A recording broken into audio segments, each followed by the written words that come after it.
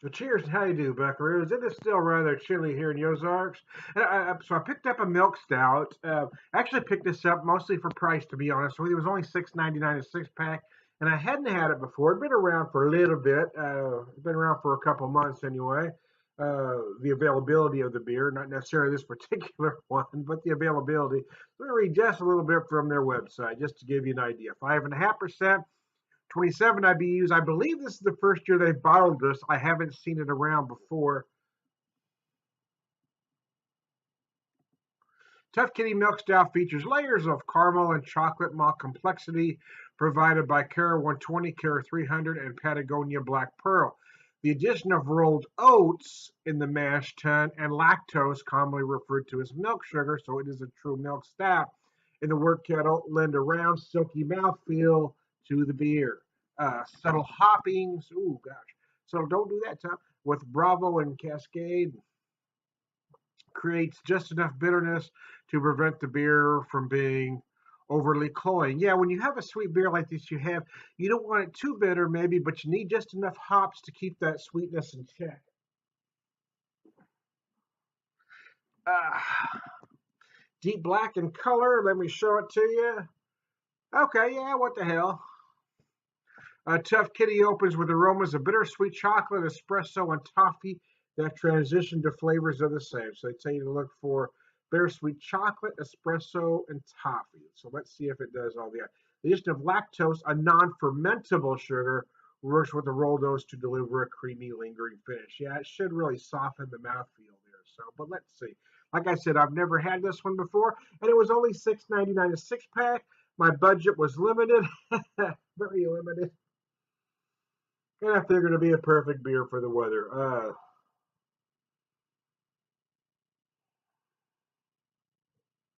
Yeah, you do get these big chocolate, dark chocolate notes. They say bittersweet. I'm going to say like a 70% dark. They tell you espresso and toffee. Sure, why the hell not?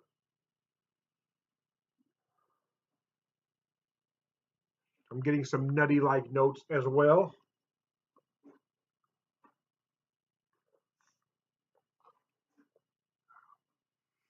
Oh, yeah, wow, that's nice. That's very nice, actually. Yeah, again, like they tell you, the flavors mirror the aromas. Toffee, uh, they say bittersweet chocolate. I'm going to call it dark chocolate for the purposes of my taste.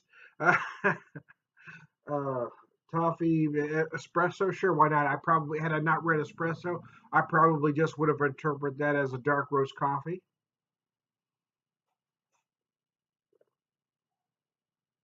Not being an espresso aficionado, that's probably how I would have described the flavor. I like how it really crisps up at the finish, though. It's very clean.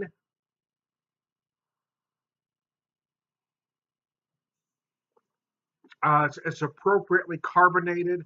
It's a very enjoyable milk stout. By golly, it's really nice. 5.5%. So I mean, wherever you draw the line as far as what a session beer is for you, to me, it's a nice ABV, right? I mean, it's one that, I mean, I don't typically drink six of the same beers, but if I was taking a six pack to a function, that'd be one that I would feel comfortable drinking over about a 3 to 4 hour period if I was there at a function. I would take it to a card game, barbecue, picnic. If I was hanging out with some friends, so this chilly weather over a fire, yeah, this would be a nice beer for such things.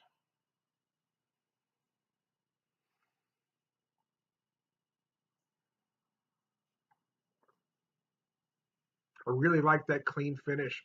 It's very nice. Yeah, I mean the flavors are what they are. I mean you get chocolate. They say bittersweet. Sure, why not? Again, had I not read any of that, I would have interpreted it as say a dark chocolate, 70% dark is what I would refer to it as. Had I not read espresso, I would just say a dark roast coffee. Had I not read toffee, well, I'd still say toffee. Yeah, you get toffee notes.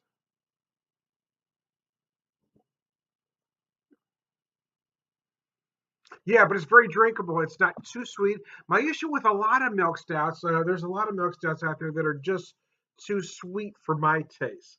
But again, I will say that's kind of what's trendy right now. Because when I talk to other folks, especially younger craft beer drinkers, it seems to be the sweeter stouts that they like right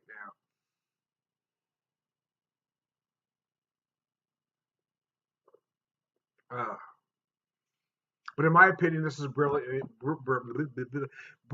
done, and it's great when you can get a quality beer for only $6.99, especially when many macros that aren't even close to the quality of this beer are so much more. And if some of you are going to say to me, "Well, Tom, but this is a stout.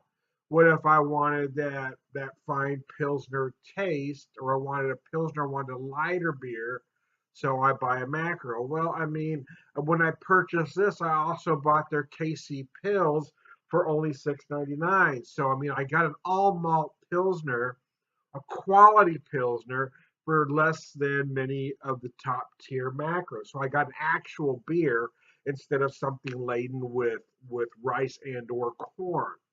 So there you go. My point being, you can buy well if you want to. Craft beer doesn't have to be a hard to find rarities, right? For me, the people that buy those are poser craft beer drinkers, or that buy only those. I should qualify that. I mean, if you have to take a picture of yourself standing in line for 4 hours and brag about it, you're a poser. You're not a true craft beer drinker. Craft beer drinkers, true craft beer drinkers, buy what some derogatory like to refer to derogatory manner as shelf beers. But that is what real craft beer is. Just quality beer, great beer styles, great classic beer styles done right. That's what Boulevard does well, and that's what they've achieved here. I am Tom the Beer Whisperer. I drink beer. I say staff. Prolific beer drinker. BeerVangelist. Purveyor of Wisdom. And